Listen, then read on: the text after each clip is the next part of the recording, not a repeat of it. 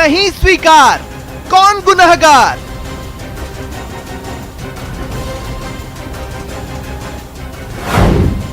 जिस पर है गुजरी वही साफ करेगा।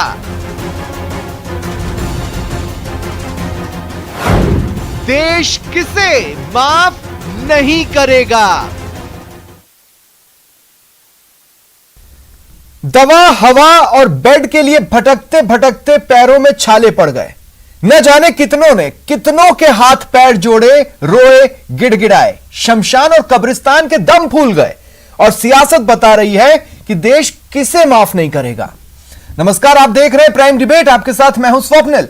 आम आदमी होना गुनाह है, ऐसा गुनाह जिसकी सजा हमें रोज भुगतनी पड़ती है, वो भी उनके हाथों जो कहने को हमारे सेवक है, जिन्हें हम चुनते हैं। देश के संविधान की नजरों में, आपकी और मेरी नजरों में देश की जान से ज्यादा सियासतदानों की इज्जत बड़ी नहीं है। पर हो क्या रहा है? वो बता रहे हैं कि देश किसे माफ नहीं करेगा।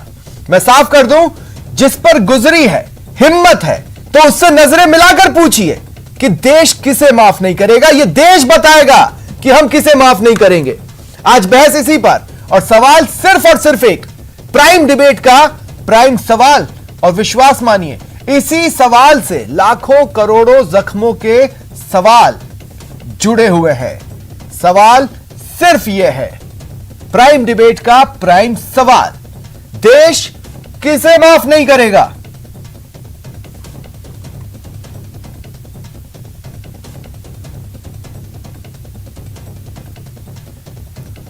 और आरसी चौधरी जी, कांग्रेस नेता, मेरे साथ जुड़ रहे हैं। लक्ष्मीकांत भारद्वाज जी, बीजेपी नेता, मेरे साथ जुड़ रहे हैं। आप दोनों का स्वागत है न्यूज 18 राजस्थान पर। और भी गेस्ट जुड़ेंगे इस डिबेट के दौरान, लेकिन उससे पहले मैं एक मिनट आप दोनों को दूंगा कि आपकी नजर में, एक तो मुझे यह बताइए कि आप क्यों डिसाइड करेंगे देश किसे माफ नहीं करेगा, और आपकी नजर में देश किसे माफ नहीं करेगा। लक्ष्मीकांत जी, आपसे शुरुआत, 1 मिनट है आपके पास। देखिए, आज अशोक गहलोत जी का बयान आपने सुना होगा और टेलीविजन में भी सुना होगा और अखबारों में आपने देखा होगा कि किस तरह वो एक संकट पैदा करना चाहते हैं प्रदेश में, डर पैदा करना चाहते हैं प्रदेश के लोगों के बीच में। एक मुख्यमंत्री का ऐसा बयान, मुझे नहीं लगता कि भारत के इतिहास में किसी मुख्यमंत्री ने ऐसा बयान दिया हो। एक चुना हुआ मुख्यमंत्री ये कह रहा है कि हम वैक्सीन अगर हमको नहीं मिली तो हम बच्चों की मौत को नहीं रोक पाएंगे। कितनी हताशा, कितनी निराशा ये उनके बयान में झलकती है। एक चुना हुआ मुख्यमंत्री जिसकी जिम्मेदारी है कि राज्य के लोगों को सुरक्षा दे, राज्य के लोगों को इलाज दे, उनको संकट से बाहर निकाले, उस तरह का उसका ऐसा बयान जो इस ओर इशारा कर रहा है कि वो पूरी तरह फेल हो चुके हैं। अगर उनसे राज्य नहीं संभलता है तो किसी और को संभला दें, वो राज्य में इस तरह का पैनिक क्रिएट नहीं करें। मुझे दुख है इस बात को लेकर कि मेरे राज्य का मुख्यमंत्री राज्य के मुख्यमंत्री की हैसियत से बात नहीं कर रहा, बल्कि राहुल गांधी के टूल किट एजेंट के रूप में काम कर रहा है और पूरे प्रदेश में पैनिक खड़ा करने की कोशिश कर रहा है, जिसके माध्यम से वो अभिभावकों को डरा रहा है, प्रदेश के लोगों को डरा रहा है, और ना ये बता रहा है कि मैं आपके बच्चों की सुरक्षा कैसे करूंगा। ठीक है लक्ष्मीकांत जी, आपको मैंने 1 मिनट का वक्त दिया था कि स्पेसिफिक सवाल के साथ, वो 1 मिनट खत्म हो गए। हालांकि आपने अपने मन की बात की। मेरा सवाल बेहद स्पेसिफिक है, मैं देखता हूं कांग्रेस से मुझे उसका जवाब मिलता है कि नहीं। आरसी चौधरी जी, पहले तो ये कि आप क्यों डिसाइड करेंगे कि देश किसे माफ करेगा, और आपकी नजर में देश किसे माफ नहीं करेगा? देखिए, निश्चित रूप से आपने बड़ा महत्वपूर्ण प्रश्न पूछा है। जिम्मेदारी उसकी बनती है जो सितंबर 2020 के अंदर राष्ट्रीय यूएन असेंबली के अंदर ये बोलते हैं कि भारत ने कोरोना पे विजय प्राप्त कर ली है। फिर विश्व आर्थिक मंच पे वो बोलते हैं कि हमने हिंदुस्तान से ज्यादा जो वैक्सीन है वो बाहर भेजी है।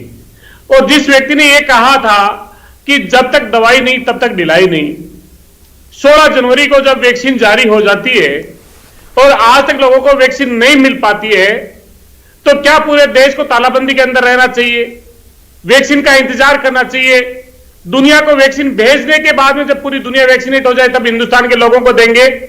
जो वैक्सीन बनाने वाली कंपनियां हैं जो बार बार प्रधानमंत्री को लिख रही हैं, जिन्होंने ये कहा कि हमें रॉ मटेरियल की जरूरत है, जो अमेरिका ने प्रतिबंध लगा दिया था रॉ मटेरियल के निर्यात पे, जो एक बायोलॉजिकल ई कंपनी है वो कहती है कि मैं 30 करोड़ डोज आपको दिसंबर से पहले बना के दूंगी, मुझे आर्थिक मदद की जरूरत है, ठीक है, क्योंकि रॉ मटेरियल बहुत साहब, महंगा आता है, ये तमाम मैं फिर माफी के साथ आपको भी इसलिए रोक रहा हूं, इसकी जिम्मेदारी क्योंकि मैंने जो किसकी 1 है? मिनट आपको जब दिए तक थे कि दवाई स्पेसिफिक नहीं सवाल के तब तक आपने भी नहीं, उसका तो जवाब दवाइयां नहीं दिया। हिंदुस्तान आपने भी, लेकिन जितना अंदाजा मैंने लगाया है, बीजेपी के हिसाब से कांग्रेस को देश माफ नहीं करेगा और कांग्रेस के हिसाब से बीजेपी को देश माफ नहीं करेगा। वरुण पुरोहित जी मेरे साथ जुड़ चुके हैं, राजनीतिक विश्लेषक हैं।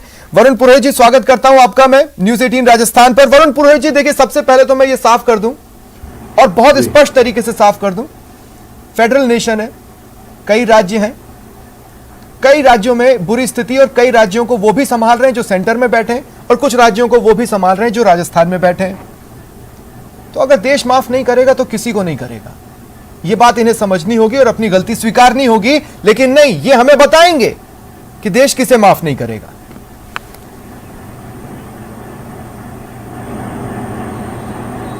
देखिए स्वप्निल जी, केंद्र सरकार से मिसमैनेजमेंट, डिजास्टर तो हुआ ही हुआ है, इसमें कोई पूछने की बात नहीं, दो राय नहीं है। जहां तक राज्यों की बात है, चाहे कांग्रेस शासित राज्य हो, दूसरी पार्टी के शासित राज्य हो, उन्होंने भी बहुत उम्दा कार्य नहीं किया है कोरोना को देखते हुए। अगर उम्दा कार्य किया होता, आपने उत्तर प्रदेश की भी देखी, राजस्थान की भी अपन ने कई चित्रण देखे हैं, कहीं ज्यादा कहीं कम। आप देखिए, आम जनता ऐसे भयानक भयानक आपने देखा होगा, उन सीन्स को हम देख नहीं सकते, ऐसे हम चित्र देख रहे हैं, लाशों का नदियों में बहना देख रहे हैं, पेशेंट्स हॉस्पिटल के बाहर पड़े हैं, उनका इलाज नहीं हो रहा, ऑक्सीजन से तड़प तड़प के मर रहे हैं। आप देखिए, बड़े बड़े हॉस्पिटल्स के डायरेक्टर फूट फूट के चैनल्स पे रो रहे हैं। ये किसकी जिम्मेदारी है? अब देश माफ नहीं करेगा, वो उसको आरोप लगाएगा, वो उसको आरोप लगाएगा, ये तो जनता देख लेगी। देश तो माफ किसी को नहीं करेगा। आज की तारीख में पॉलिटिकल फ्रेटर्निटी, मैंने आपको कई बार कहा, हिंदुस्तान की राजनीतिक व्यवस्था पूर्ण रूप से चौपट हो गई, फेल हो गई।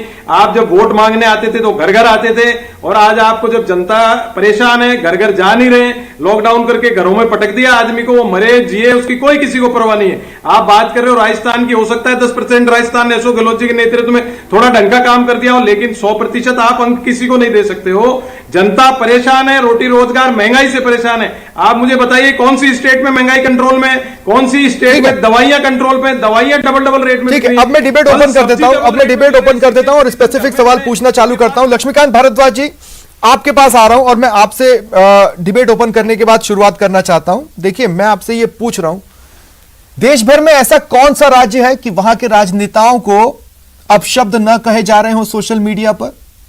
वो तो मन की भड़ास से जो लोग निकाल रहे हैं। क्या आपको रियली में लगता है कि जो लोग परेशान हैं उनके बीच में जाकर उनसे नजरें मिलाकर अगर आप कहेंगे कि हमें माफ कर देना, तो वो माफ कर देंगे? वैसे तो आप माफी मांगेंगे नहीं, लेकिन आपको लगता है कोई किसी को भी माफ करेगा, आपको या कांग्रेस को? क्या किया है आपने ऐसा? देखिए स्वप्निल जी, पहली बात तो मैं आपको इस बात के लिए धन्यवाद देता हूं कि कल तक आपने वरुण पुरोहित जी को कांग्रेस प्रवक्ता के रूप में बुलाया था, आज स्वतंत्र विश्लेषक के रूप में आपने बुला लिया। देखिए, मैं आपको बताता हूं कि भारत ऐसा देश है जिसमें ये पूरा जो संकट आया हुआ है, पूरी दुनिया का संकट है, और इस पूरे संकट के दौरान जो बड़े बड़े विकसित देश हैं, पूरे उन सबको भी निकाल लो तो 70 करोड़ वैक्सीन पूरी दुनिया में आज तक लगी है। उसमें से अकेले 20 करोड़ वैक्सीन भारत में लगी है। आप देखिए, जो हमारी स्थिति है, जो प्रदेश की स्थिति, जो देश की स्थिति है, हम हेल्थ इंडेक्स में किस लेवल पर थे भारतीय जनता पार्टी की सरकार आने से पहले, एनडीए की सरकार आने से पहले, और आज हम इस डिजास्टर से किस प्रकार से लड़ रहे हैं, पूरी दुनिया देख रही है। प्रधानमंत्री मोदी जी ने पहले दिन से तो मतलब आपके 7 साल होने के बाद भी आप उस 70 साल की विरासत के भरोसे पे ही टिके हैं। 7 साल में फिर आपने भी तो कुछ किया होगा? नहीं किया ना, मैं गिना रहा हूं, आप कांग्रेस से भी पूछ लेना।